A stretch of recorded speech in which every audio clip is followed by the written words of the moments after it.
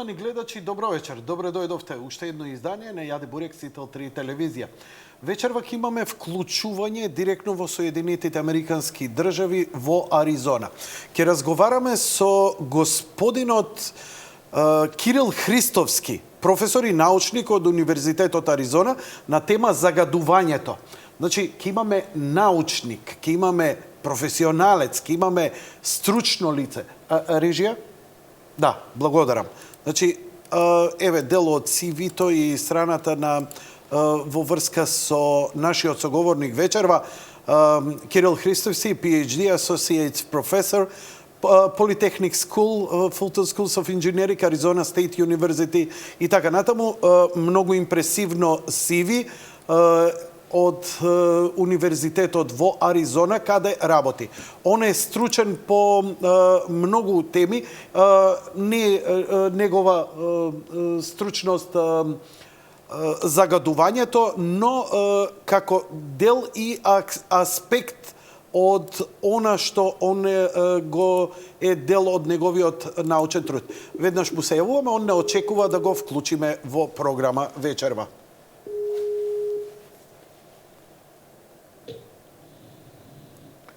Господине Христовски, добро вечер. Овде Јанко Илковски од Скопје, Македонија. Се обидуваме да стапиме во контакт со вас. Преска направивме еден обид, се беше во ред. Може би ќе треба еден мал рестарт да направиме, па да се обидеме повторно. Океј.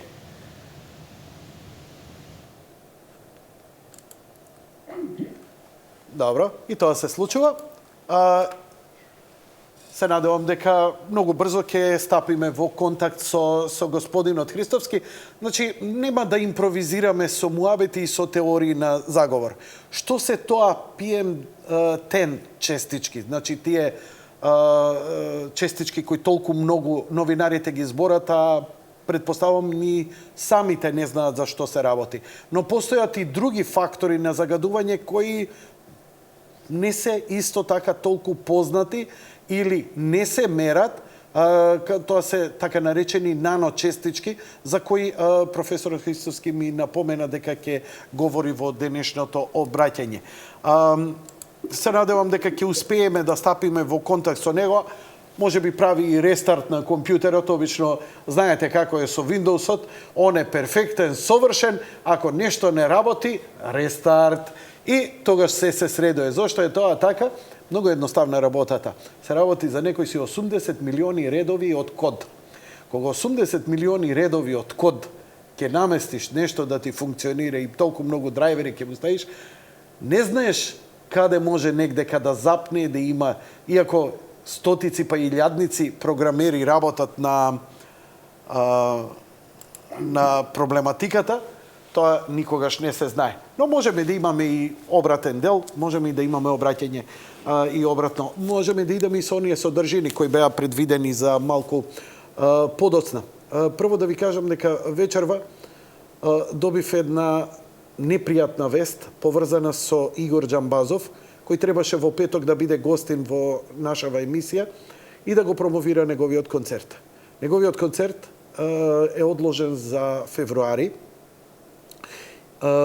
Здравствената состојба на Игор Џамбазов е влошена и е префрлен во болница. Разговарав со неговите најблиски, со неговиот најблизок соработник, кој ме информираше дека во овој момент нема никакви информации за што се работи.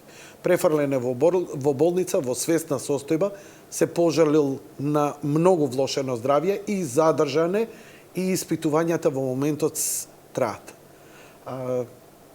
Во овој момент човек секој оној што го сака својот ближен и сака да му помогне, а не може, бидејќи професионалците тука ја преземаат работата, тука Бог ја презема работата и наше останува во молитвите да сме со него. Така што искрено се надавам дека повторно Игор ќе се издигне и над оваа криза, а концерти помалку или воопшто ако е битна работа, нели? За се има време, за се ќе биде. што би ви информирал? Има доста интересни работи што се однесува до политиката. Денеска се јавив на неколку мои колеги, велам, ја поднесувам оставка. Ја не можам да се занимавам. Единствено, ако ја пренасочиме емисијава исклучиво за земјоделие без политика. Значи, никулци од граф како растат, како се сее детелина. Зошто?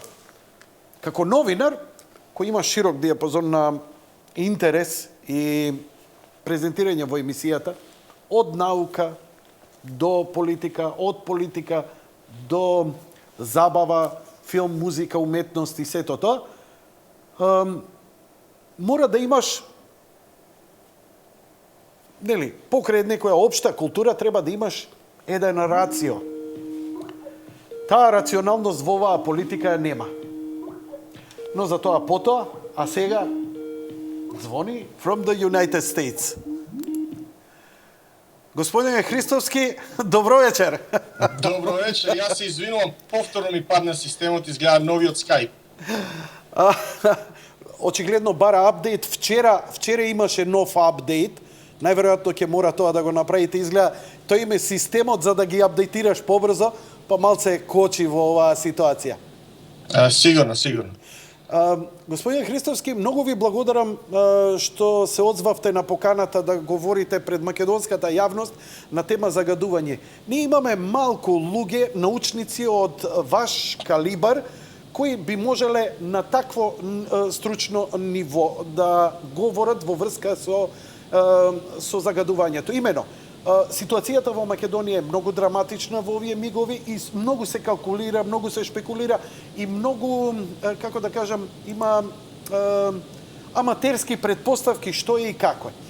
Вие сте научник и ваша спецификација не е загадувањето. Вие се занимавате со нешто друго и ова е само еден дел од аспектот на вашата научна дејност.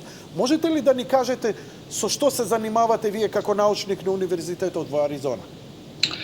Па вака, и јас имам 3 полиња, така да кажам, со што се занимавам во мојата научна работа. Така. Значи, мојот докторат е од областа на инженерските науки на заштита на животна средина, магистратурата ми е од областа на технологијата, односно менеджментот на животната средина.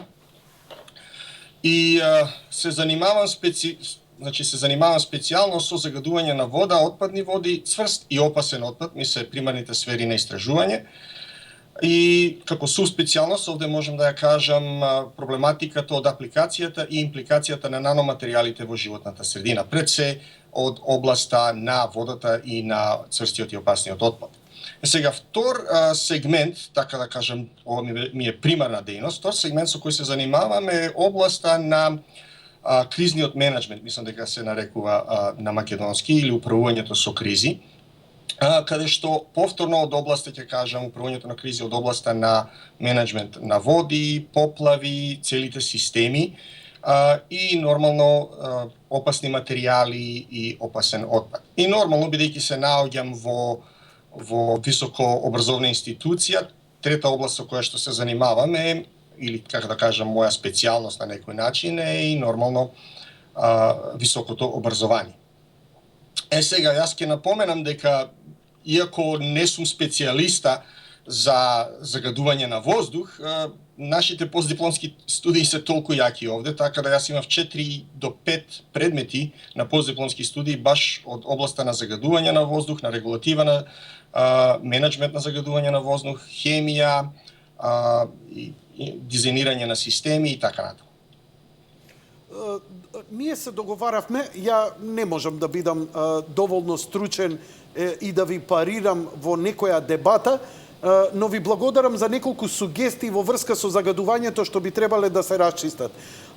Тоа една е што се тоа PM10 честичките, а вие спомнавте и за некакви PM2,5 честички, ако добро ги кажав. Што се овие честички, како се создаваат, што значи ова? Добро, ајде прво да почнеме од почеток. Значи, од аспект на атмосферско загадување, соодветствено на тоа регулаторен аспект и аспект на јавното здравство, Во животната средина се важни честичките кои се помали од 40 микрони. Тоест имаат аеродинамички диаметар кој е помал од 40 микрони, без разлика дали овие честички се во цврста или се во течна состојба. Сега го споменав овде терминот аеродинамички диаметар.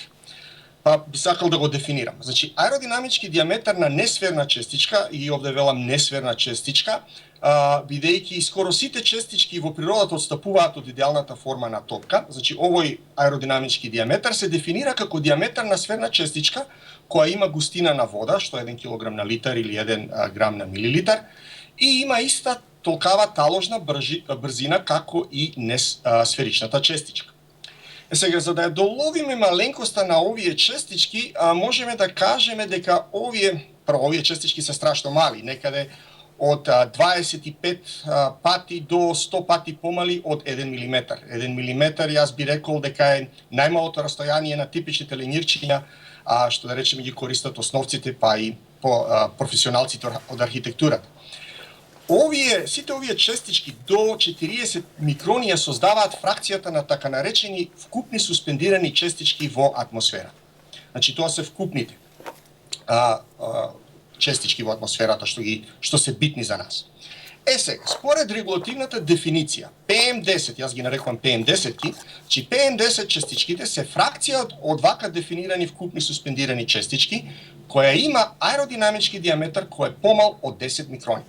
Сега, според истата логика и регулативна дефиниција, PM2,5-ките или PM2,5 честички се фракција од овие суспендирани честички која има аеродинамички диаметар помал од 2,5 микрона, или тоа би дошло некаде околу 2500 нанометри. Сега, поради влијанието кои го имаат врз здравието на луѓето, па би рекли до некаде врз влијанието на прегледноста, естетиката, други естетски аспекти, да речеме, врз градите, таложењето и така натаму, и нормално врз животинскиот свет и флората и фауната, најбитни се, а и поради тоа и се регулираат, се PM10-ките и PM2,5-ките. Сега да напоменеме дека овде одредени честички кои имаат висока порозност може да имаат помала густина од водата, но поради тоа имаат поголем диаметар за да постигнат таа иста таложна брзина, па аеродинамичкиот диаметар нивни ги става во пониска категорија, иако визуално ако ги погледаме под микроскоп се визуално е да речам поголеми. Сега во глобала тоа се дефинициите за PM10 и PM2,5. Јас се надевам дека бев доволно јасен. Ај само кажете ми, PM10, 10 и 2,5, значи ја означува големината или тоа е само некоја класификација? Ја означува големината на сите честички кои се помали од 10 микрони или кои се помали од 2,5 микрони. Значи сите. Сите се офатени, не се тоа посебно. Од што се создаваат овие честички и што е нивната, зошто толку е фамата, колку се они реално опасни? Па вака, ај прво да почнеме од да објасниме како се создаваат овие честички. Овде ќе зборам пред се за PM10-ките и PM2,5-ките, па понатаму ќе продолжиме за што е опасноста од нив. Сега, во однос на создавањето на честичките во атмосферата, можеме да кажеме дека имаме две класи на честички или две категории. Имаме примарно генерирани честички, имаме секундарно генерирани честички. Примерното генерирани честички настануваат со директно испуштање, нивно испуштање во атмосферата од изворите на загадување, или пак со кондензација како резултат на наглото ладење на издувни гасови и евентуално од пареите настануваат овие честички. Сега, овие извори може да бидат едноставни едноставни системи за осигурување на горива, без разлика дали станува збор за мотор во автомобил, печка на дрва или топлана на мазут. Интересно е да се напомене овде дека овие честички имаат големина до 80 нанометри. Според некои класификации може често пати да се најде дека и 100 нанометарските или помалите честички спаѓаат овде. Нивното екзистирање, значи нивниот живот во воздухот е доста мал. некаде помалку од 1 частија можат да обстојуваат во атмосферата, бидејќи имаат тенденција брзо да се агрегираат, да коагулираат со други честички, и овие честички се најчесто поголеми, или пак служат како зародиши за формирање на магла или капки на дожд. Сега, затоа, бидејќи се многу мали, овие честички ги нарекуваме ultrafine, значи ултрафини честички, или честички кои припаѓаат на опсегот што промовира нуклеација. Само да расчитам, она што се обидував да дознам, на планетава не би бил можен дожд кога не би постоеле овие ситни честички во атмосферата, значи околу кој ќе се изврши кондензација на водата да се создаде една капка во зависност од било која големина. И така е тоа во природата од секогаш било. Тие честички околу кои се создава дождот. Вие сакам да го нагласам дека е тој некој и природен процес. Да, апсолутно. Тие честички се формираат постојано, не мора да бидат само од антропогени извори, тоа си од природни извори, значи од морето, езерата, вулканите, па дури и тие честички се формираат од природни процеси, да речеме, кои настануваат како дел од, ево да кажам, нормалната природа. Ветер дува, се креваат пустински прашини, честички, така натаму, ние се распаѓаме, се распаѓа, се поситно и сето тоа предпоставувам дека е дел од еден циклус. Добро, продолжете да молам. Сега, овие другата класа на секундарно генерирани честички, оваа класа настанува како резултат на физичко-хемиски процеси во атмосферата, вклучувајќи овде хемиски реакции, коагулација на помали честички, растење на кристали. Меѓутоа, често пати овде се ставени бидејќи се поголеми и полените и спорите.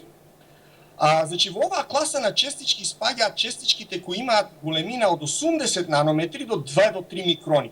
И тоа е тој така наречен акумулирачки опсег.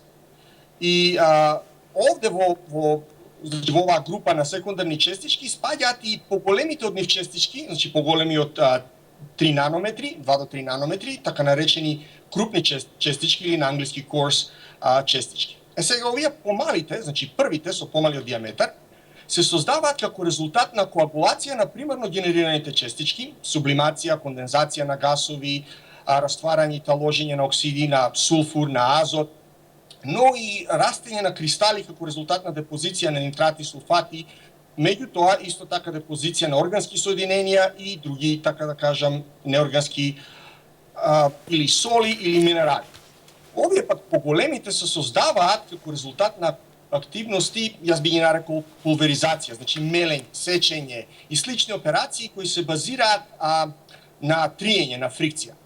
Но во поголемите честички, значи во овие coarse particles, иако не се секундарно генерирани, на некој начин растенијата ги генерираат, па можеме да кажеме дека се примерно генерирани, спаѓаат и разните полени и спори кои се произведуваат од растенијата и од нормално гави.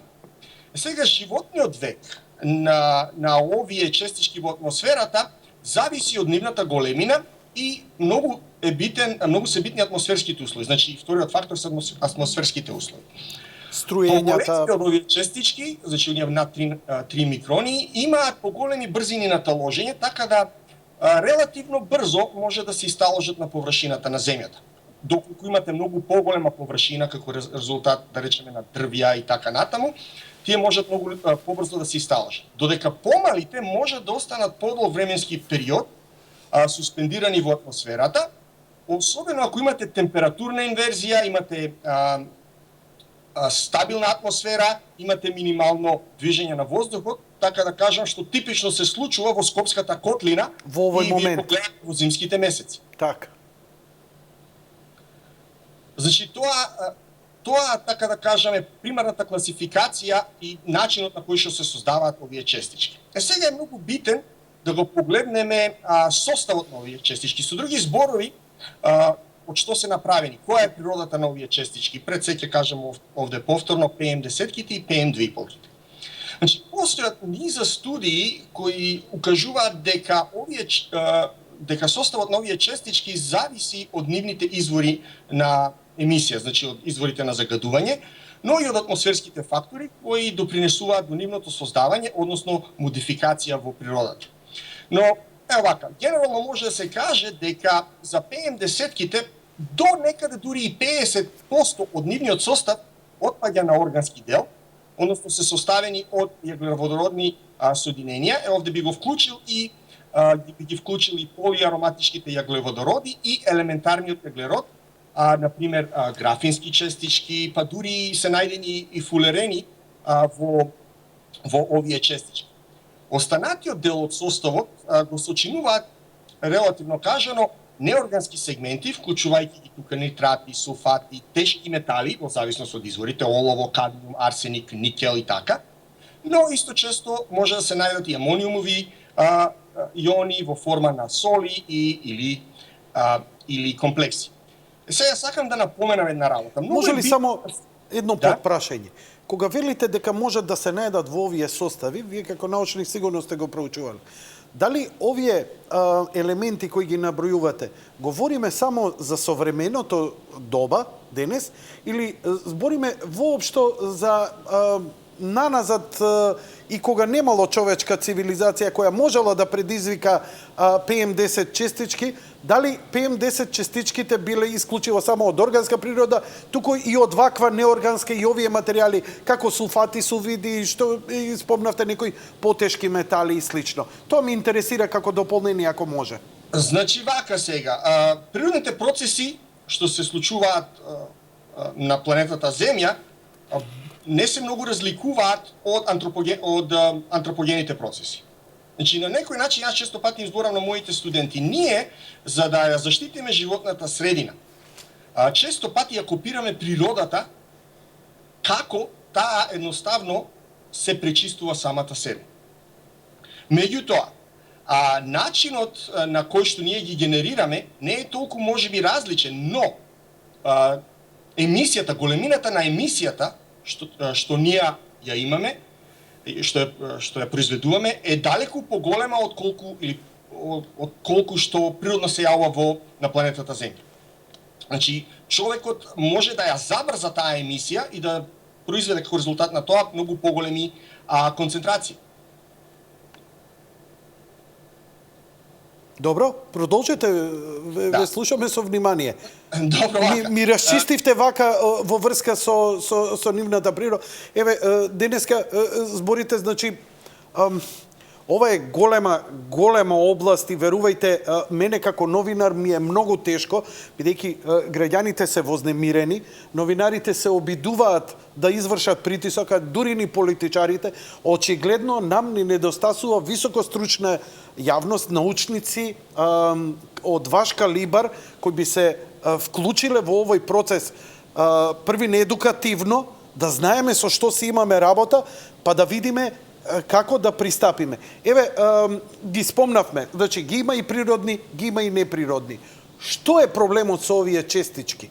Што е, каде е нивната штетност? Зошто се толку значајни или опасни? Па вака сега, ајде вака, многу е битно да кажеме една работа. Еден аспект што е, ево да речеме, 50% од композицијата, од составот на овие соединенија, на овие честички, може да отпадне на јаглеродни соединенија.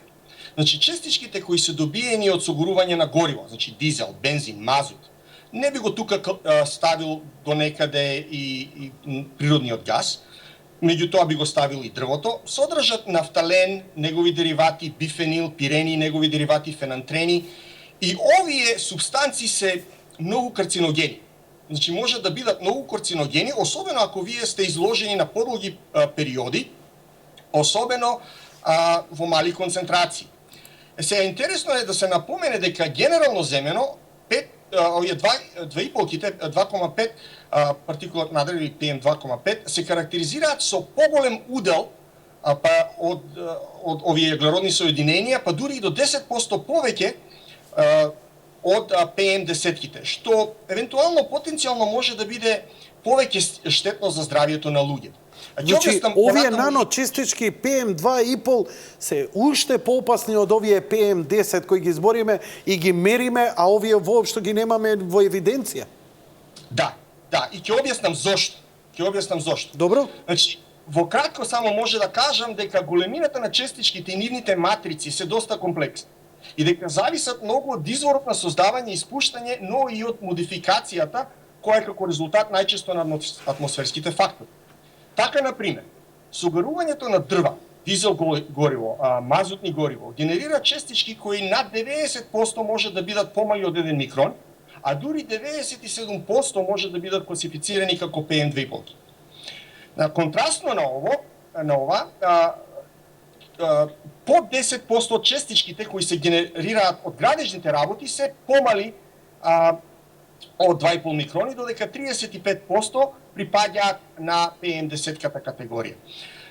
Останатите се обично поголеми од 10 микрони и како тоа многу брзо може да се отстранат или да се исталожат од атмосферата на површината на земјата. Сега, ајде да кажеме што е наједноставно да им објаснам на гледачите. Да. Колку е поголема честичката, полесно ќе падне на земја. Колку е помала, таа може многу подолго да обстане и многу поизложени да бидеме. Затоа и овие PM2,5 се многу поопасни, затоа што се помали, потешко се детектираат, потешко се филтрираат и подолго се задржуваат во атмосферата во вакви услови. Точно. Ви благодарам. Продолжете. Значи вака, што е сега да видиме проблемот и со едните и со другите? Зошто се проблематични? Кои се последиците по здравјето и зошто? Да. Така, проблемот со PM10-ките и особено со PM2,5-ките потекнува пред се од нивните негативни ефекти врз здравјето на човекот. Така, ама Таму зошто? произлегува примарниот проблем. Добро. Самиот ефект врз здравјето зависи од големината на честичките, но и од составот. Затоа сакав да напоменам и да ги дефинираме составите и големините и фракции. Сега, земете ситуација.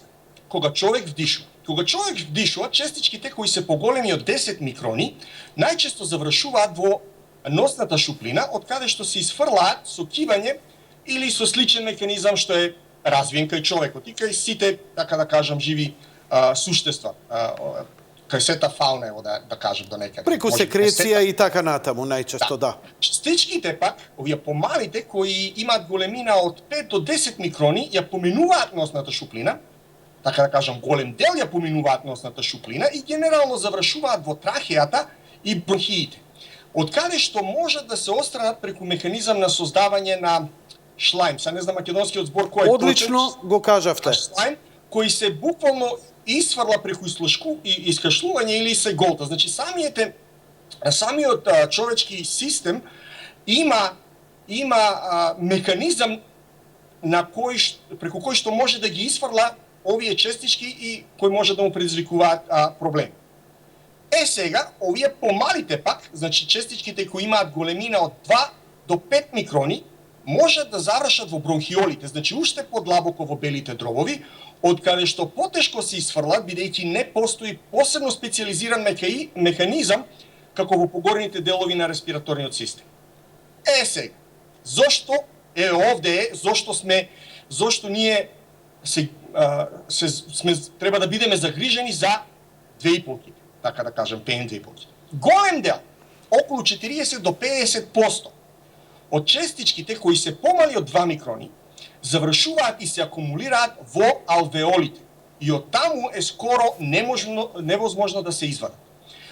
А дали ако дојдат во алвеолите, тогаш влегуваат и во системот? Да. Преку капиларите? Честички кои се од испод 100 микрони, испод 100 нанометри, 0,1 микрон, добро, често пати можат со издишување да се исфрлат надвор. Меѓутоа, овие поголемите остануваат таму. Видете сега, бариерата која постои помеѓу алвеолните кесенца, не знам како медицински да ги наречам. Добро ги нарекувате. И крвните садови, каде што се врши оксигенацијата на крвта, е многу тенка. Овде ви станува збор за дебелина од 1 до 2 клетки. Значи, овие честички многу лесно може да преминат таа бариера и да завршат во крвотокот, или пак така да кажем, деривативите на овие честички, органските соединенија, токсините кои се акумулирани на површината на таа честичка, можат лесно да ние го викаме partitioning, значи да поминат од честичката во крвниот систем. Еднаш веќе што влезат во крвниот систем, од таму може да одат на секаде низ телото. И да завршуваат во клетките, значи мембраната на клетките ги пропушта.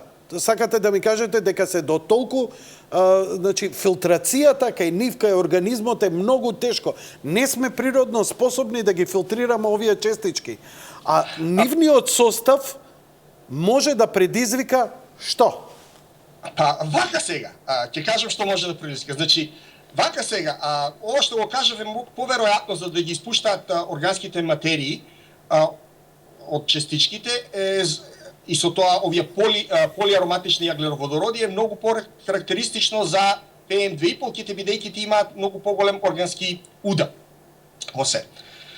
Сакам да напоменам само уште една работа тука. Некои честички, особено оние од минерална природа, може да направат и механички оштетувања на алвеолите. Wow. И да останат заглавени. Значи, што значи тоа? Земете го да речеме, на пример, азбестот. Азбестот е таква честичка која да речеме има должина од неколку микрони, можеби, меѓутоа дебелината на азбестот е од 40 до 100 нанометра и има ивици кои се остри како наноскалпер, да ги наречеме таму. Сега, кога азбестот ќе влезе во белите дробови, знае буквално да го испосече ткивото и сега тоа ткиво има тенденција да зарасне, меѓутоа со тоа зараснување често пати ја заробува азбестната честичка и с примерната функција на ткивото да разменува кислород со крвта се оневозможува. Така да, оваквите честички може да предизвикуваат хронични воспалувања, мезотелиома и евентуално, како азбестот, рак на белите дробови. Сега, овие често пати, овие иритации, овие трансфер на контаминанти во крвотокот, може да доведат до мутации кои се манифестираат како тумори. 1 до 2 години, не години, него децении дури понекогаш покасно. Вие можете да бидете изложени во вашите 20 години на овие токсини и да развиете како последица на тоа рак на белите гради во вашите 50 години. Професоре, ми извадивте од памет сега. Навистина сум шокиран. Ја добро знам дека човек може да биде изложен и отпосле да му се случуваат работи, ама овие податоци, ова ви се научно потврдени податоци де факто. Да. Ова е страшно, професоре. Ова е, и така да кажеме, Јас сум шокиран. Мислам, ова е прв пат да имам од научник научна потврда за вакво нешто, не некое YouTube или Facebook истражување, туку потврда од научник де факто дека вакво нешто е возможно. Што значи, оние наши кровови кои ги имаме, азбестни стари, кои ги чуваме и така натаму, ни се фактори на ризик за кои во моментот ништо, но ви ги повторувам зборовите, не ми се верува. Шокиран сум, искрено да ви кажам. Дека регулиран на многу високо ниво, тоа е нешто страшно, се изфрла од секаде, дури ако се наоѓаат стари, така да кажем, елементи кои содржат азбест, пред се сакам да дефинирам една работа. Азбестот е опасен во контекст на загадување на воздух. Бидејќи ви имате цементно-азбестни цевки за вода, и таму не е проблематичен во водената средина. Меѓутоа, азбестот е проблематичен. Зошто не е проблематичен во вода? Ние го имавме таа дебата, ни говореа дека калцификацијата што се врши, таложењето на водата во ова, она ги обложува цевките, па не се ослободува азбест во водата, па не го конзумираме. Па вака, па не е тоа. Мислам, објаснувањето е дури и поедноставно. Да, вие кога ќе земете храна, вие или вода, Прво ви доаѓа во желудникот. Во желудникот вие имате 4% хлороводородна киселина. Тоа се минерали кои што се евентуално модифицираат. Понатаму во желудникот имате голем волумен каде што заедно со другата храна буквално тој се абсорбира на поголемите честички и евентуално преминува со други така да кажам biles се викаат на англиски, значи од црниот дроб и така натаму овие што се истечоци кои го создаваат варењето на храната, односно абсорбирањето на нутриентите, поминува низ тенкото црево и понатаму ни во дебелото црево и се изфрла. Значи концентрацијата не се абсорбира преку цревниот систем. Не, видите, концентрацијата на азбестни честички во водата е многу мала во споредба на, така да кажам, оние влакна, природни влакна што ние ги јадеме. Така да буквално они ќе го умотаат. Значи, воздухот е најголемата, она што го дишеме е најголемата опасност во овој момент. Па видите вака, јас често пати на моите студенти им велам вака. Без храна вие можете да издржите да речеме 2 недели. Без вода, да речеме 3 дена. Без воздух 2 минути. 2 минути. И толку. Ако сте добар пливач, може би малку повеќе. Добро кажано, добро кажано. Тоа се ефектите по јавното здравство, кои што, така да кажам, овие PM2,5 и PM10 ги има. Сега сакам да ви кажам еден интересен пример. Баш спорев со еден мој колега, кој е предавач дека и е многу добар пријател мој.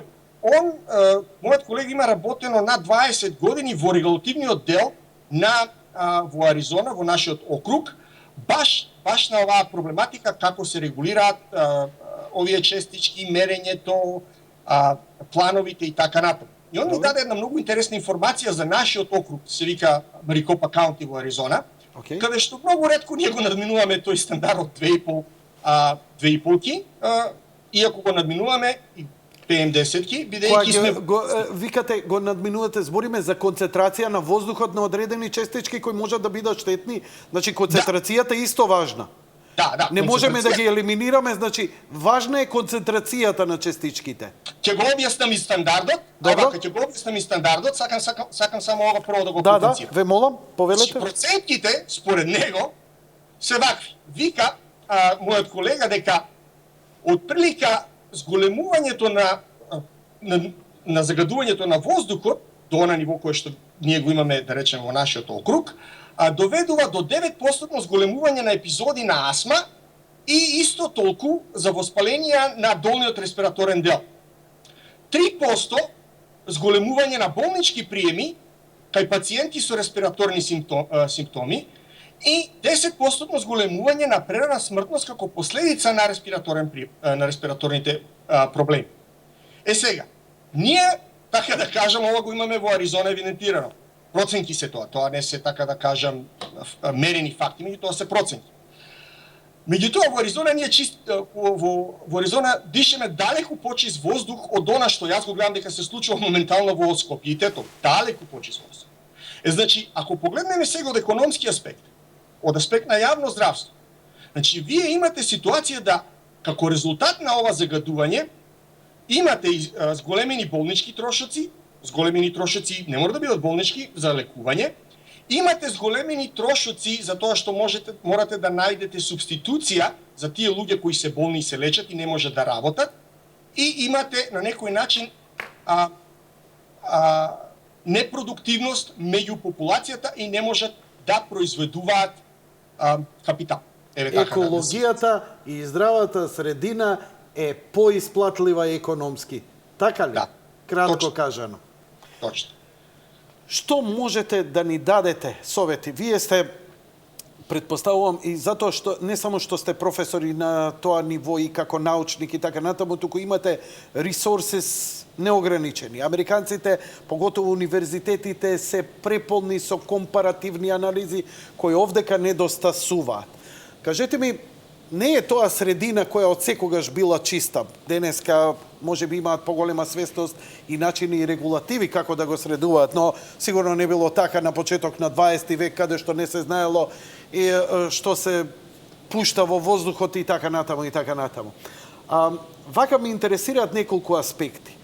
Што може да се направи да се превенира присуството на вакви честички и како општеството реагира на најдобар начин за да тоа се намали. Можете ли такви некои примери да ни кажете или насочување? Како би требале ние да постапуваме? Има многу конфузија. Едни викаат пар не пар, други викаат гасете ги овие, трети викаат не на автомобилите, четврти не се грејте на ова, пети велат гасификацијата на целиот град ќе исчезнат PM10 частичките. Но од вашево излагање сознавам воопшто не е едноставна таа работа и е многу покомплексна од што можеме и да си замислиме. Вака се, јас можам да ви кажам како овие проблеми се решаваат во Соединените Американски држави. И за да можем тоа да го објаснам, прво би сакал да објаснам кои се стандардите во Соединените Американски држави и како се спроведува нивното почитување. Значи, во Соединените Американски држави постојат две категории на стандарди кои се однесуваат на надворешниот квалитет на воздухот. Тоа се амбиентални стандарди, ние ги викаме National Ambient Air Quality Standards, и емисиони стандарди, или National Emission Standards for Hazardous Air Pollutants. Значи, NISHAPS и NAAQS, така ги викаме кратењите. Емисионите стандарди се посебни за секоја субстанца и почетната листа која почна да се формира се состоеше од околу 188 субстанции, но таа се ревидира периодично и така да овој број расте. Значи, емисионите стандарди се за стационарни извори на загадување. Инаку сакам да напоменам само кога велите стационарни извори на загадување, тоа се фабрики, индустријски и така натаму. Добро. Значи тоа се тие. Сакам да напоменам дека кај нас во 70-те години почнува тој тренд со формирањето на почетокот на 70-те години, со формирањето на Агенцијата за заштита на животна средина US EPA, за да се решаваат одредени овие проблеми. Меѓутоа, законот по кој што ние денеска со сите нови амандмани што ги имаме е од 1990 година. Меѓутоа, законот е детално направен и представува новиот закон, представува ревизија на постоечките решенија кои што, да речеме, до некаде не функционира или функционира. Значи, сега, во овој нов закон, амбиенталните стандарди, заедно со емисионите стандарди, се ставени на примерно место. Амбиенталните стандарди пак во Соединените Американски држави, тоа важи секаде за територијата на Соединените Американски држави, не само во Аризона. Се озон, јаглероден моноксид, азотен диоксид, олово, сулфур диоксид и нормално PM10-ките и PM2-полките. Ме збунивте за озонот.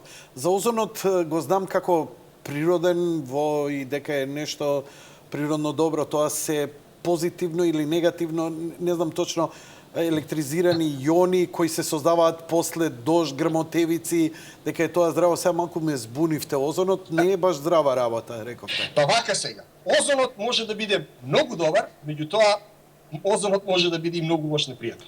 Зависи каде го имате. Така. Пак кажам, значи ако вие имате во стратосферата, во озонската обзивка, тоа е буквално без него земјата не може да преживее. Нема да постои, нели? Затоа и се збунив малку. Значи, тој го абсорбира ултравиолетовото зрачење и затоа ние имаме проблем со овие што се флоројаглеводороди, CFCs ги викаме, кои го уништуваат. CFC, да, што се користат во изолационите материјали кај фрижидерите и во нивните гасови за ладење и така натаму, и сега тие нови стандарди на светско ниво се повеќе се применуваат, затоа што кога ќе се отидат на отпад, тие ќе нели диспрезираат во атмосферата и ја уништуваат, но мислам дека има една позитивна, дека човештвото се обедини, дека се донесоа регулативи и дека ситуацијата е малце поповолна. Имаше, ги проучував последните мерења дека озонската дупка е многу намалена над јужниот пол и слично. Да, тој тренд е позитивен. Меѓутоа, озонот, доколку вие го имате у тропосферата, во пониските делови, значи некаде над 100 метри над површината на земјата. Озонот е страшен оксиданс. Озонот се користи за третирање на вода за пиење, озонација, се користи за деконтаминација. И буквално толку е тој реактивен што ако вие го вдишите, буквално ви го гори ткивото. С големи концентрации на озон, да речеме во градот, доведуваат до кородирање на гумите на колите, печење на очите, понекогаш може и така натаму. И дури може да доведат до респиративни проблеми. Озон како озон.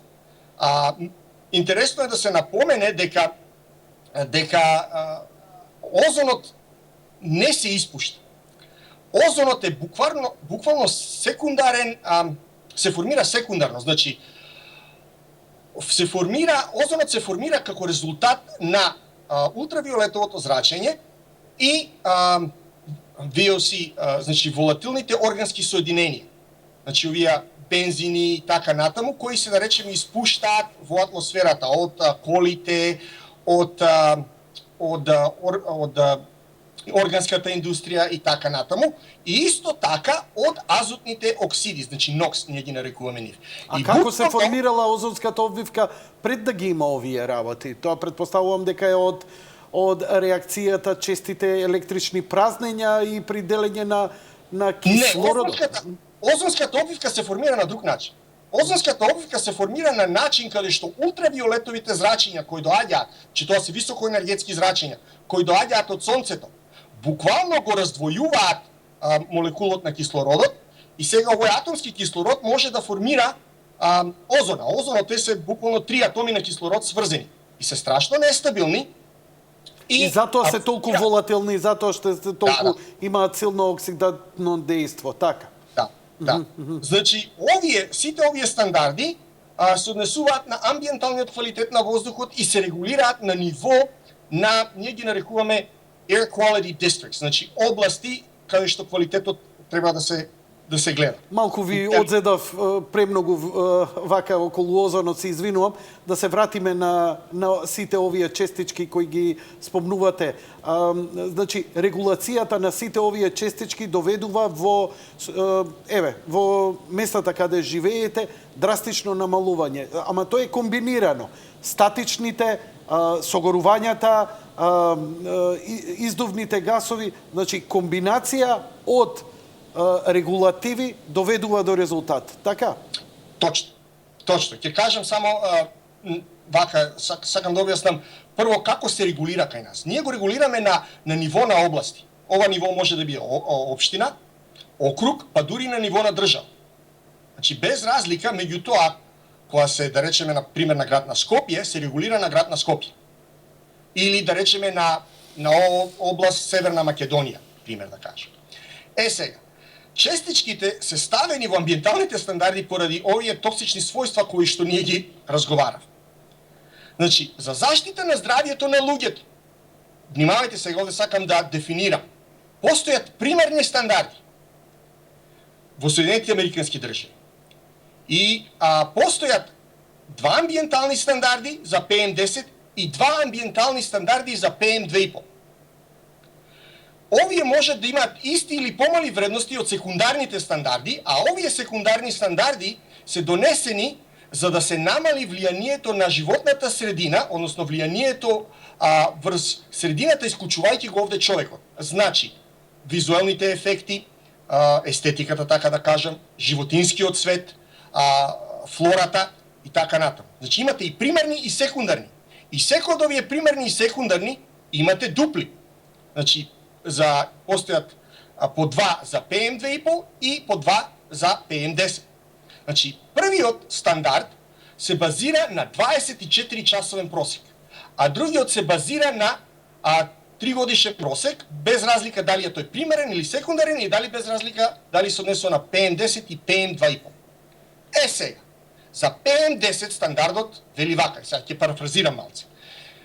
Концентрацијата на PM10 не смее да надмине граница од 150 микрограми на кубен метар како 24 часовен просек, повеќе од еднаш во 3 години. За годишниот стандард се вели вака. 3-годишната просечна концентрација на PM10 не смее да ја надмине границата од 50 микрограми на кубен метар. Значи, за PM10-ките, примерниот и секундарниот стандард, годишен стандард, имаат исти вредности. Значи, тие се исти. Ајде сега слушнеме, многу е битно, зашто пак ќе кажем, тие 2,5-ки се малце проблематични и се многу битни. За 2,5-ките стандардот вели вака. За 24 часовен стандард, 98% од примероците мора да имаат просечна тригодишна вредност помала од 35 микрограми на кубен метар. Овде и примарниот и секундарниот стандард се исти. За годишен примерен стандард се вели дека 3-годишниот просек не смее да биде поголем од 12 микрограми на метар кубен. Беше 15, но според последното што го видов изгледа дека е симната вредноста за примерниот стандард, меѓутоа за секундарниот стандард е уште 15 микрограми. Како да се постигнат овие регулативи? Значи, прво треба да кажеме како да ги мериме. Значи, кај нас, според законот, постојат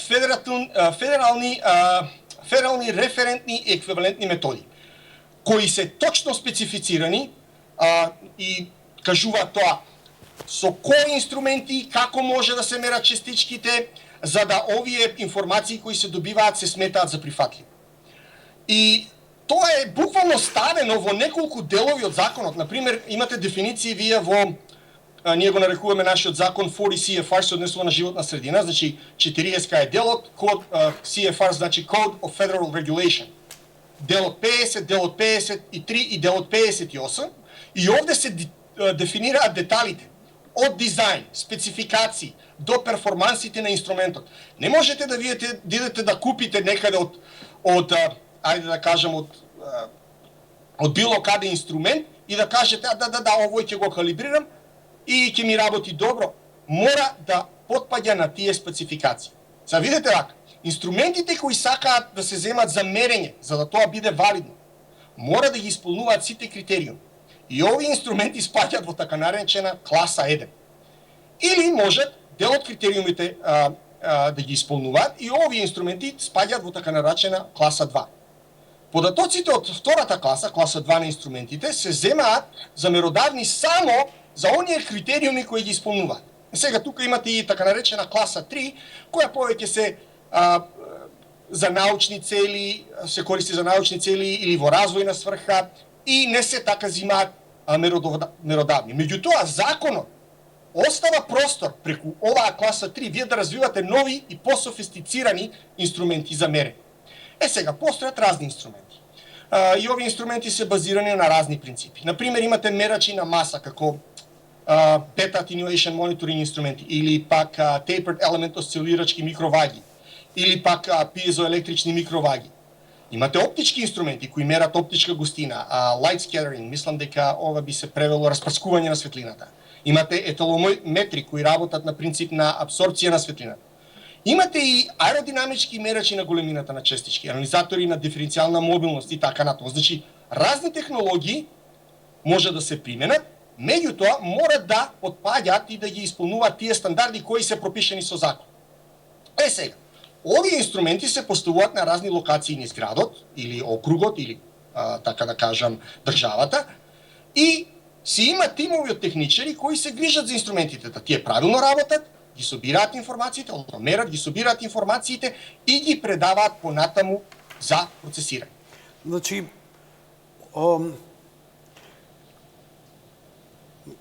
професоре, мораме да направиме пауза, затоа што го преминавме цензусот веќе од 60 минути. Ќе направиме кратка пауза. Ја би ве замолил, се извинувам се среде реченица, но од режијата ми јавуваат, мораме да направиме кратка пауза со реклами, па ќе го продолжиме разговорот. Значи, да дефинираме зошто овие регулативи се толку важни и кои се начините можни ние овдека да реагираме, бидејќи ајде, ќе отвориме многу прашања. Ајде, после рекламите.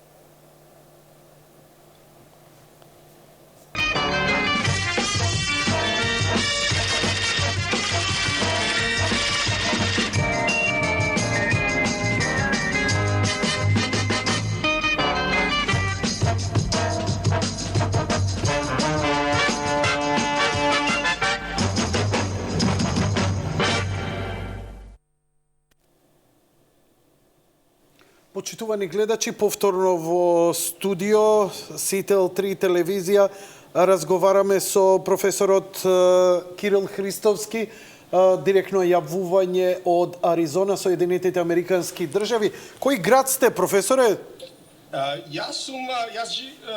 Мојот кампус, така да кажем, Arizona State University има 4 кампуси.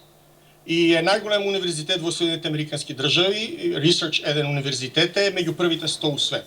Имаме 4 кампуси ние. Јас сум на така наречениот политехнички кампус, имаме кампус во Темпи, имаме во Феникс, во центарот на Феникс, имаме уште еден така наречен Вест кампус, го викаме Западен кампус, и во однос на тоа од која дисциплина, со која дисциплина се занимавате или во која дисциплина припаѓате, и на која школа припаѓате, таму и ви е локацијата. Мојата локација е на Политехничкиот кампус и во Меса. Тоа е исто втор по големина град во долината каде што е Феникс, Темпи и сите така околу 15 на градови се. Добро, ви благодарам. Сега би ве замолил да продолжиме околу целото ова. Доста стручно се изразивте во начинот, методологијата на која треба да се и како треба да се мерат. Ја не би се задржувал повеќе околу тоа. Само би ве замолил за заклучок. Што со тие податоци можеме да правиме? Податоците се повеќе од драматични. Вие ги знаете, дури ми рековте ов програма и една многу сериозна загриженост дури за вашето семејство кое е тука. Да, состојбата врз основа на тоа што го читам по весниците во Македонија и го гледам на телевизиите е буквално алармантна, страшна, така да кажам, да се изразам така. Сега, јас ќе ви кажам што се прави овде во Соединените Американски држави доколку се надминат стандардите. Значи, овие амбиентални стандарди.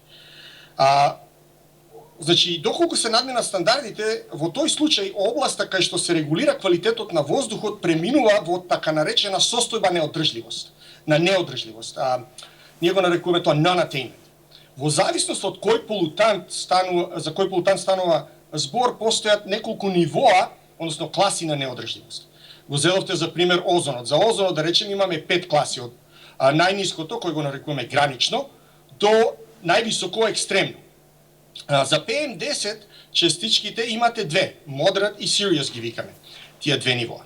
Значи, без разлика на кој ниво, за кој ниво станува збор, државата, односно федералната власт, во случај Агенцијата на заштита на животна средина, EPA, има право и најчесто бара правење и имплементација на така наречен SIP.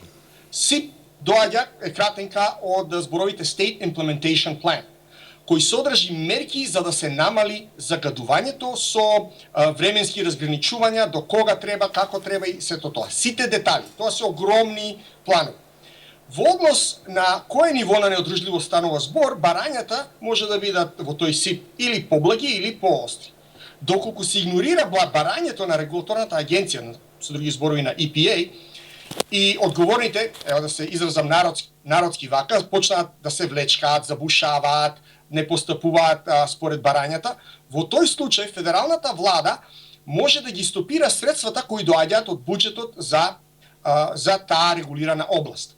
Например, доколку, ево да карикирам сега, мојата област, каде што е Феникс, си игра играчки и не сака да прави ништо за да се подобри загаденоста на воздухот, федералната власт може да стопира околу 3,1 милиарди долари годишно за изградба и одржување на патиштата во Аризона.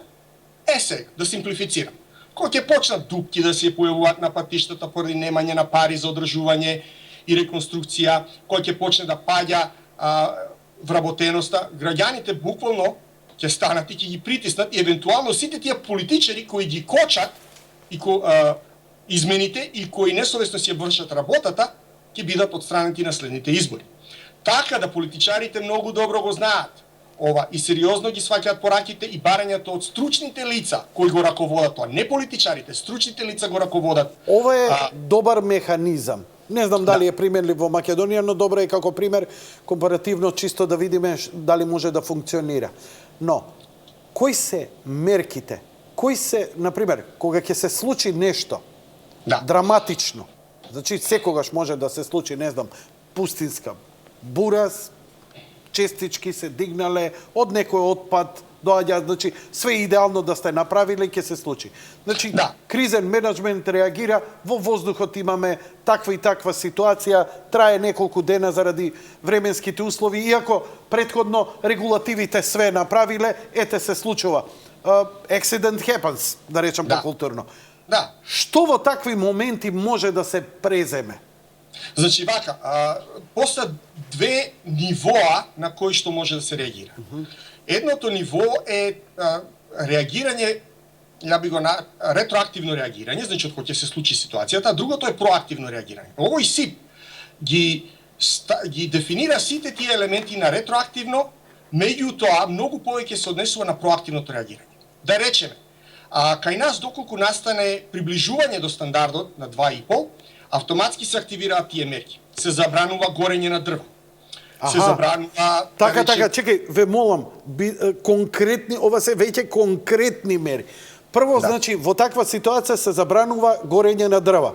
Да, на одредени денови, каде што има. Да се пофалам дека ја, иако се греам на дрва, деноиве заради зголемената загаденост, престанав и исклучиво на струја, зголемен ми е трошокот, ама побитно ми е здравието, тоа е мојот мал удел, еве да кажам и да посочам како еден пример. Океј? Значи, Второ? Да речеме, за озонот, ние имаме проблем со озонот преку летото. За озонот се препорачува, да речеме, преку летото да се полни бензин по заоѓањето на сонцето. Бидејќи сонцето всушност ја игра најактивната улога со тие јаглеводороди кои испаруваат при пумпањето на бензин во возилото. Што зборите? Вау! Да. И се да речеме мерка е, иако не е така да речам морална мерка, луѓето се придржуваат и одат... Се иде на свеста кај граѓаните, така. Значи, се има, така да кажам, обука не до толку, него се објаснуваат, на јавноста се објаснуваат кои се консеквенциите, зошто тоа се прави, како се прави. Да речеме, ние имаме проблем, пустина сме. И сега кога ќе дувнат ветрови, овие монсуните, кај нас автоматски стандардот за PM10 може да помине и ние сме во, така да кажеме, автоматски во non-attainment, значи во однос во тоа состојба на неодрживост. И сега, превентивно, да речеме, се асфалтираат патишта, паркинзите мора да бидат асфалтирани, прскање да има на секоја, како да кажам, зона кај што се гради со вода, бидејќи ако имате за да не се крива прашина, машинерија, мора да имате оваков камиони што распрскуваат вода за да направат супресија на частичките на PM10-ките, на тој начин не се емитираат.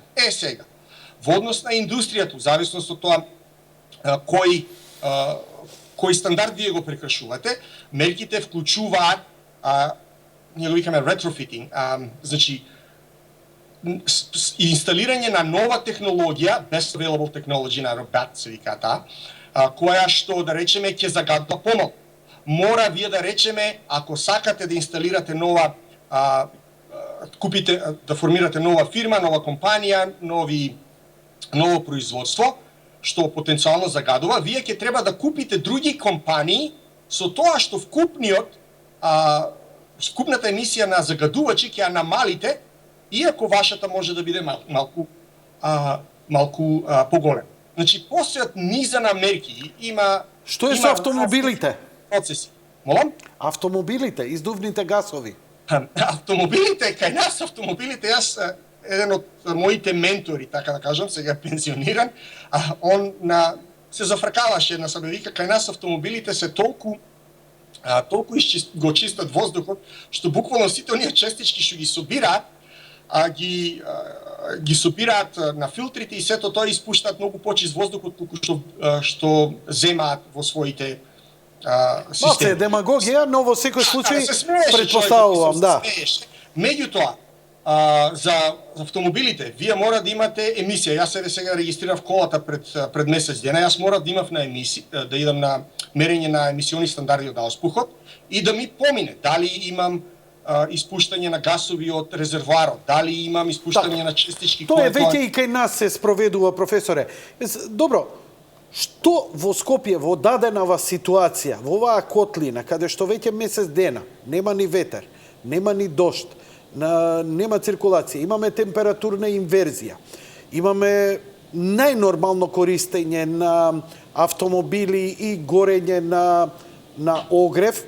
Инаку во соседна Грција, градовите приморски кои доаѓаат до ваква ситуација, им се забранува и се горење на огревни дрва, значи Европска Унија, тоа е една од првите мерки, палење дрва и така натаму. Кај нас е тоа и малце ризично затоа што се работи за социјална категорија, што значи на долгорочно гасификацијата на Скопје. Но што во овој момент? Вие имате и фамилија. Драматично е. Што треба ние да направиме? Ај првин, сега зборевме доста општо надвор. Што да направиме ние дома? Како лично да се заштитиме? Дали вредат оние хируршки маски? Ја користам, лично бидејќи користам и велосипед, користам маски со карбон филтер и така возам. Автомобилите кои гледам што помалку да користам автомобил, да не дозагадувам, но самите автомобили по друга страна имаат филтри. Дали тие филтри се доволни, така наречени поленови филтри? Што ние во домовите можеме да направиме? Дали испарување на водена пареа, дали ионизатори, дали клима уреди со специјални филтри? Има ли чаре нешто да си помогнеме? Има, прво вака, ајде да почнеме прво од маските. Значи, најчесто, доколку се користат маски, тие се така наречени N95 најош специфицирани маски. Што значи тоа N95? Тоа вели, тоа е стандард кој што вели дека 95% од частичките се буквално задржуваат на маските. Сега тука малце јас би го тоа зел со доза на резерва, бидејќи тоа зависи многу од големината на частичките. Како прво, не е тоа, ако вие користите маски, не може да ви биде зијан, не може да биде лошо. Значи тоа е добро.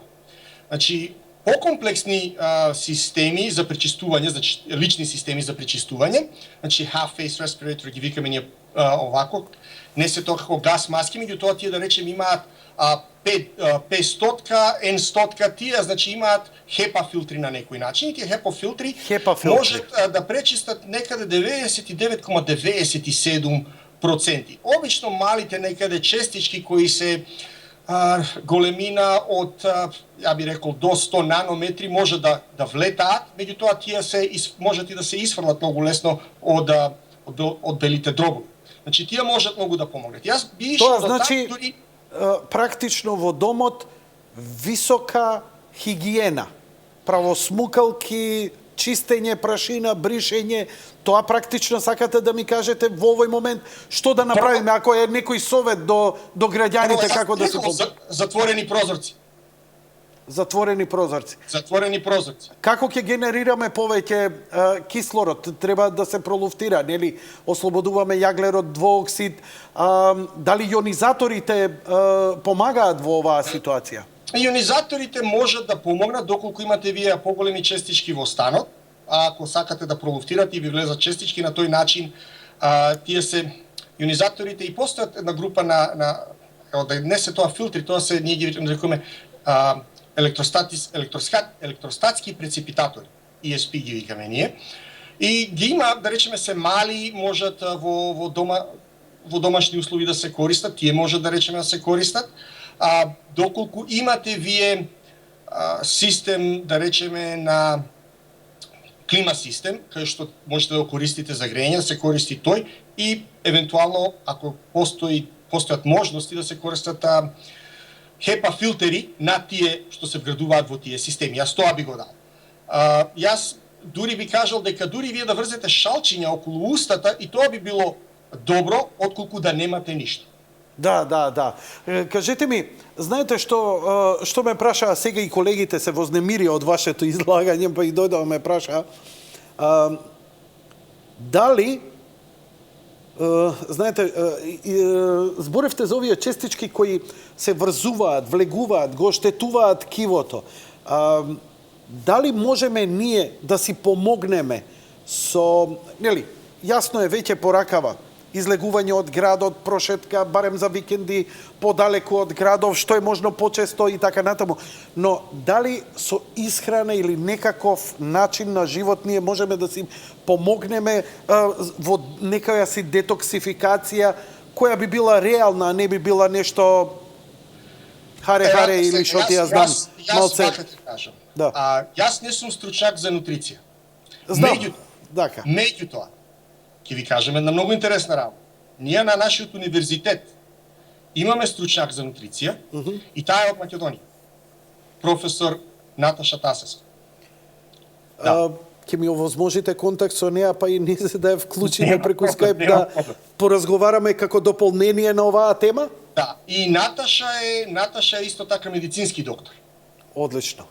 Да, така да она многу добро ја познава таа проблематика, далеку повеќе од мене, и она работи на таа проблематика, медицинска нутриција и така натаму. Добро.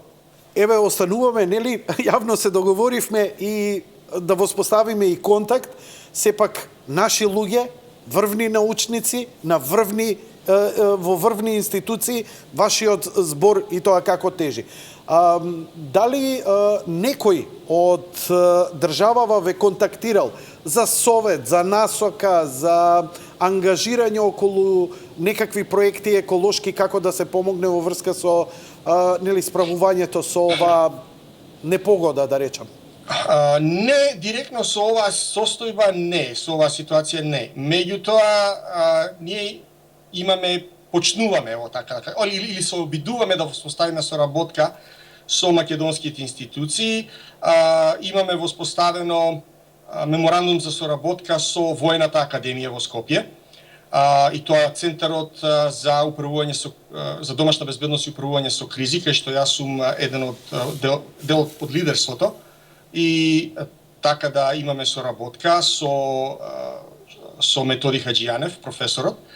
И исто така имаме меморандум за соработка со Универзитетот Гоце Делчев од Штип, и каде што имаме веќе еден научен труд заедно од областа на водите, и сега имаме втор труд кој буквално треба кај да е да дознаеме дали ќе се прифати или нема да се прифати. Имам правено разговори со државната секретарка за животна средина. Одлично. Јас се надевам дека овој разговор што го имавме вечерва и вашево излагање ќе разберат и многу повеќе и стручни лица, и колеги, и политичари, и одговорни институции, па се надевам нели вашите искуства да бидат споделени. Што им велите на вашите најблиски? Значи, шалче на уста, хируршка маска, непроветрување. И по можност бегајте од Скопје колку што можете повеќе. Професоре, многу ви благодарам за вечерашново излагање. Јас се извинувам што ви одзедов малку повеќе време. Се договоривме 60 минути, но ние имаме овдека разговори за 160 минути. Има и други теми на кои што можеме да зборуваме. Вода, образование, отпад и така. Јас се надевам дека ќе продолжиме со оваа соработа. Мене ќе ми представува особена чест и задоволство ако вие од вашето време одвоите да ги споделиме некои овие знаења и со вашиот авторитет да помогнеме кон една поголема свесност, затоа што рековте неколку тешко, драматични работи кои ќе одекнуваат и кои ќе се вадат како цитати. А пред се, мене ме потресе многу што рековте дека овие честички дека можат да ни предизвикуваат тешки заболувања и после 30 години. Ова е нешто што треба сите црвени светла да ни се вклучат во овој момент. Да. Ви благодарам уште еднаш. Јас благодарам и на вас и колку можам ќе помогнам, ако ништо друго со совет. Кога ќе дојдете во Македонија, во Скопје, се надевам во дожд, снег и така натаму, исфилтрирана ситуација, се надевам, повелете, покане сте, имате отворена покана да бидете гостин во нашата телевизија. Фала многу. Благодарам, лека ноќ и пријатно. Почитувани гледачи, тоа беше интервјуто со господинот Кирил Христовски од директно јавување од Меса, Аризона, Соединетите Американски држави. Ке одиме сега со вториот блок реклами, веднаш потоа продолжуваме со емисијата.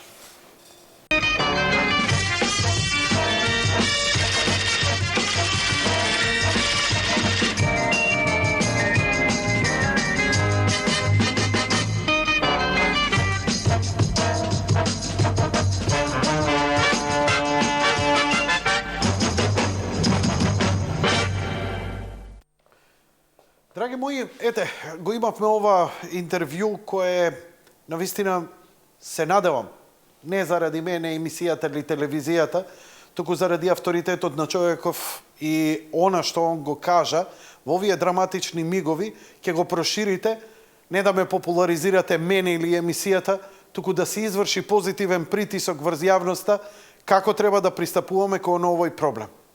Практични решенија се многу тешки и тешко ќе најдеме излез од целава работа. Како што разбравме, ете и таму, ете и тука. Прва и основна работа и секогаш во зима кога ни се случува загадувањето при овие температурни инверзии, бидејќи и кога немало не знам, вакви грени сезони, што ти ја знам, магли се создавале. Но загадувањето има многу повеќе. Скопје е веќе град од 1 милион жители. Официјално 700.000 приказки за мали деца. 300.000 сигурно не се непријавени. Денеска како тој Шизико Чаванот у Мерцедес С 111 МЕ, таму. Ти да једиш бурек. Или нешто слично ми кажа. Не се. Како помина Латас на вести? Добар беше? Да. Знаеш што му реков на Латас? Неќе мај да вртам на политика, ама Латас како да отворил погребно предпријатие.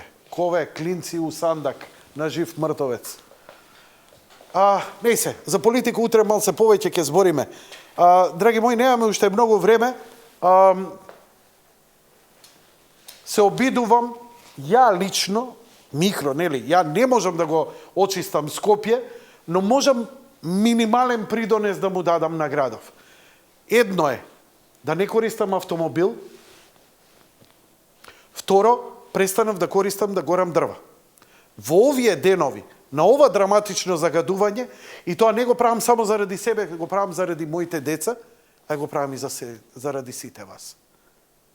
Да, малку ќе ми биде поскапо, тоа сигурно дека ќе ми биде поскапо, но ќе чекам, знаеш, на првото ветре, повторно ќе се вратам на дрва и така натаму, затоа што, нели, џабе ми е грејење, ако на крајот на криштата и не бидам дома или некој од моите блиски биде во болница заболен заради се во ова. Се надевам дека ќе го имаме тој разговорот, да видиме дали ние можеме, сепак кои се наоѓаме во вакво загадување, да си помогнеме на некој начин нутриционистички или не знам начин на живот за детоксификација на ваквата состојба. Тоа не го знам. Но за превенција научив многу во животот, паталец како и сите вие. Значи, што е можно помалце користење автомобил? За жал, овој град е препол од искомплексирани луѓе кои мислат дека ако не седне во автомобил или користи јавен превоз, тоа е страшно понижување. Ги користам претежно, ако веќе морам со автомобил, идам со таксистиве кои претежно се на плин. Плинот минимално загадува. И тој би бил идеален да го има во секој дом за грејење, за било каква употреба. Кај нас, камо да е само грејење на дрва, туку се горат гуми, паркети, пластика, картонски кутии, 300 чуда кои ја драматично ја влошуваат ситуацијата кај нас. Четврта работа, возел велосипед или не?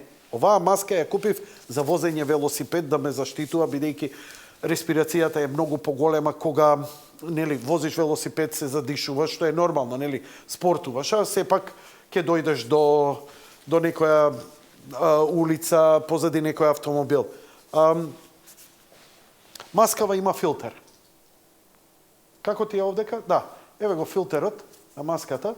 Ова е двоен филтер со јаглеродни влакна, гледате, прилично е непрозирен, но и покрај тоа многу лесно се дише. Значи, можеш силно да се задишеш и прави добра филтрација. Не знам колку трае, сега нарачав и уште поквалитетни карбонски. Оваа цела маска ме чини, ја купив од AliExpress, ме чини некои $3-4. Земав уште поквалитетни филтри, кои ги платив $14, кои се надевам дека доста ќе ми траат.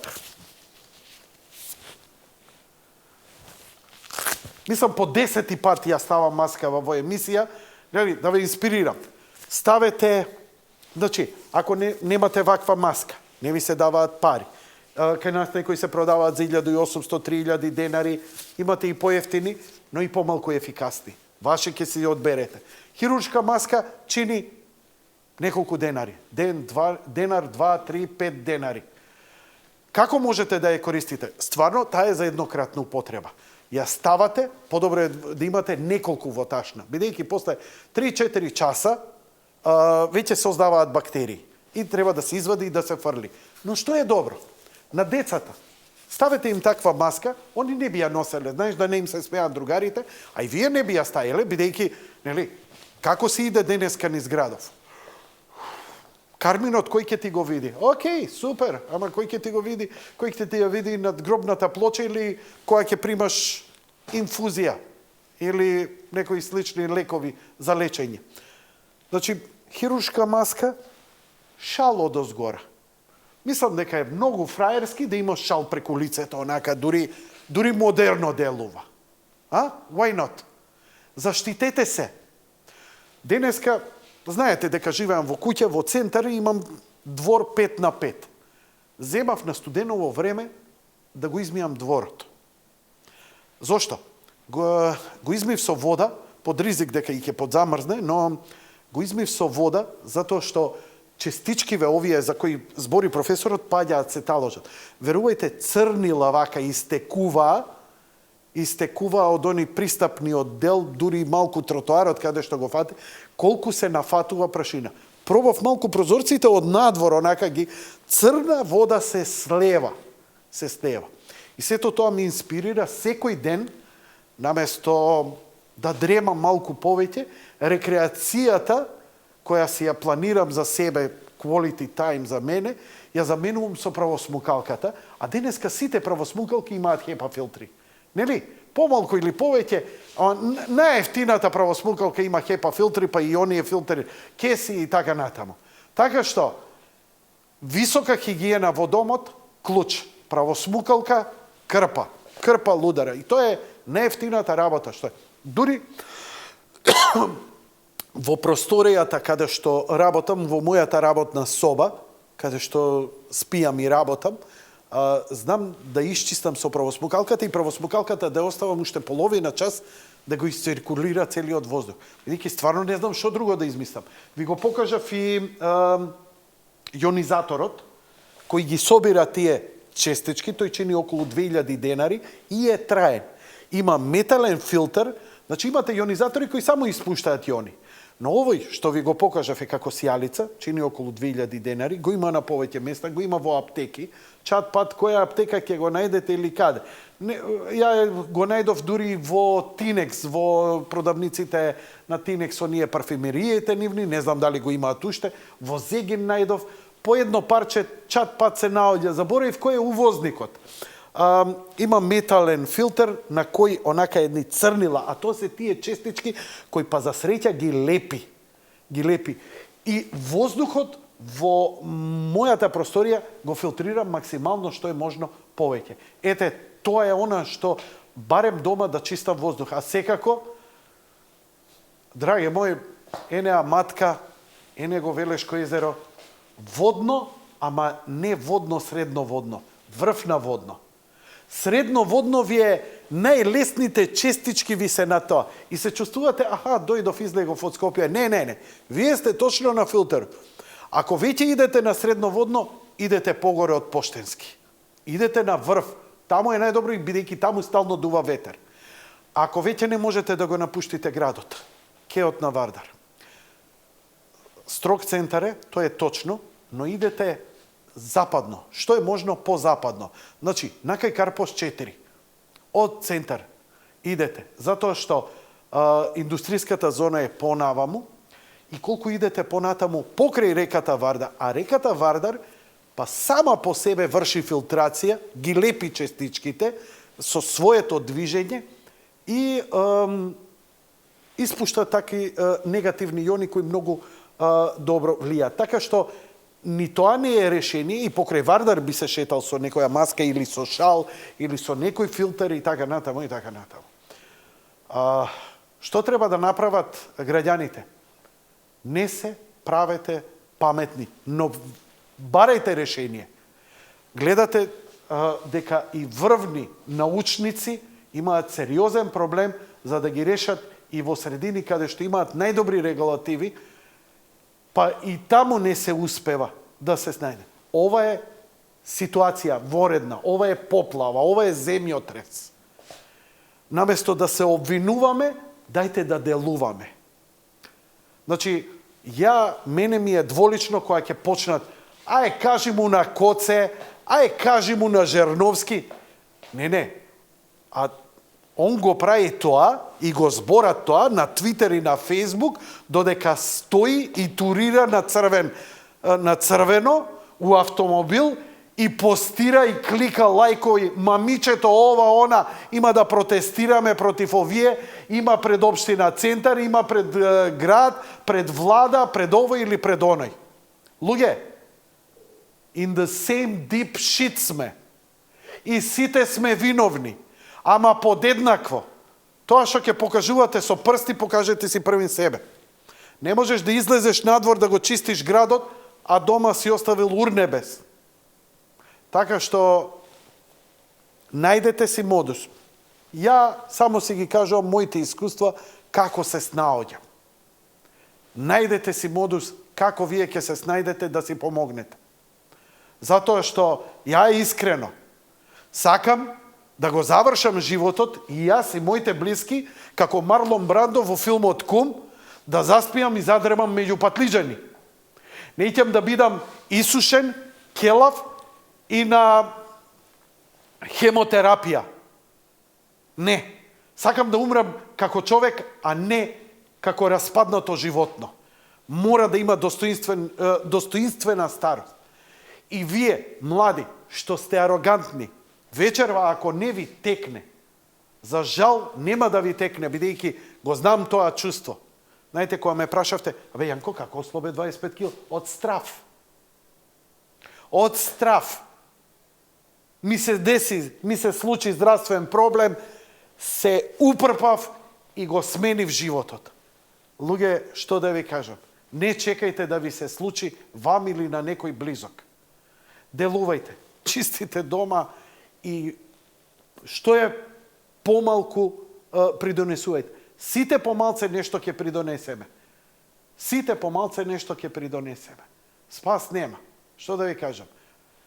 На крајот на краиштата молитвата да дувне еден ветер, но еве, веќе месец дена нема ништо и во наредниот месец никаква циркулација, ни најава за дожд, ни снег, никаква циклична активност, едноставно статус-кво, застанало и време и простор. Се гледаме на Велешко. Лека ноќ и пријатно, драги мои.